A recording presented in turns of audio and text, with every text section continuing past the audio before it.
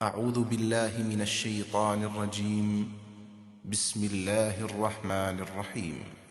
ها أنتم هؤلاء جادلتم عنهم في الحياة الدنيا فمن يجادل الله عنهم يوم القيامة أم من يكون عليهم وكيلا ومن يعمل سوءا أو يظلم نفسه ثم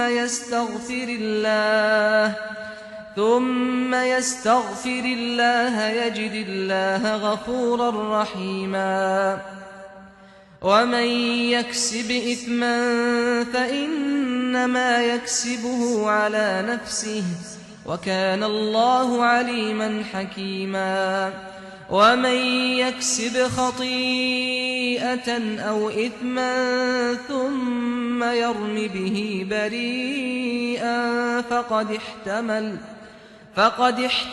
بهتانا وإثما مبينا۔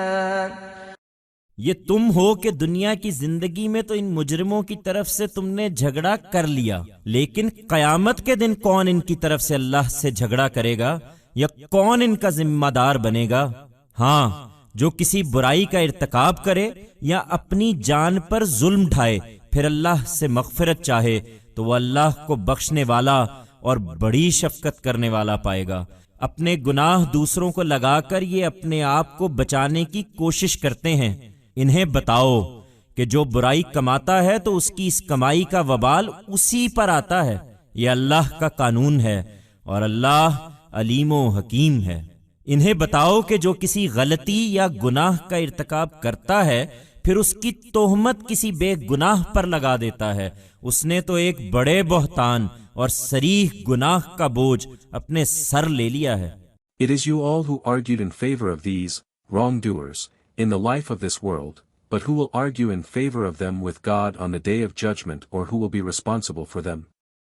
Indeed, he who commits a vice or is unjust to his own soul, then seeks God's pardon, will find God to be forgiving, ever merciful.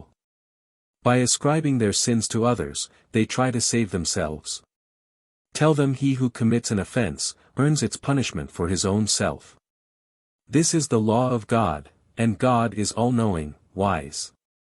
Tell them he who commits an offense or a sin, then blames an innocent person for it bears the burden of a great calumny and a blatant sin.